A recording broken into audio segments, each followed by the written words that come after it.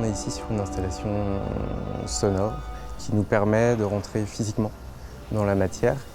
C'est la déambulation du public qui crée par son mouvement le son en temps réel.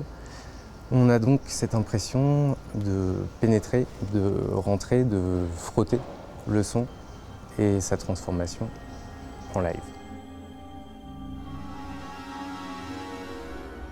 Tous les morceaux qu'on a écrits, qui sont diffusés dans chaque module, ont une empreinte totalement particulière liée à la construction et au choix des matériaux. Et le fait de pouvoir frotter l'espace dans ces modules, de la composition sonore qui s'y trouve, qui sont en plus parfois mouvantes puisqu'elles peuvent changer, nous permet de composer ou recomposer une pièce déjà écrite. Et donc le spectateur est vraiment un archer en frottant une corde. Le but de la géolocalisation dans l'installation, c'est de vraiment lier le mouvement du spectateur au rendu sonore. Et notre intuition autour de ça, c'était vraiment de mettre en adéquation ce mouvement et les modifications sonores en temps réel pour que le spectateur ait ce sentiment d'avoir un contrôle sur cette matière sonore.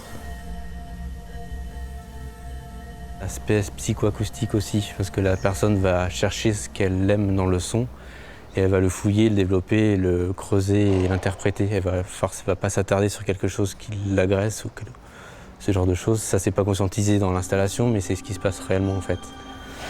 Donc elle va chercher ce qu'elle aime et du coup en ça, elle est face à ce qu'elle aime. Il y a vraiment un côté miroir en fait.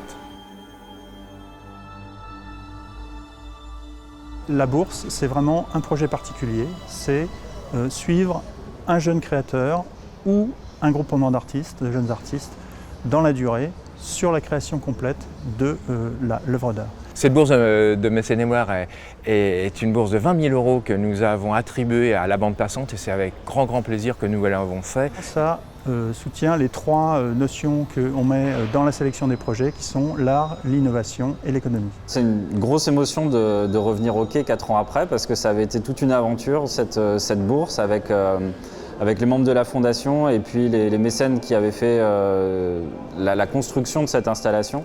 On avait eu une vraie épopée et ça avait été un très beau moment. Je pense que c'est la plus belle expo et la plus grande expo que j'ai pu faire encore jusqu'à présent.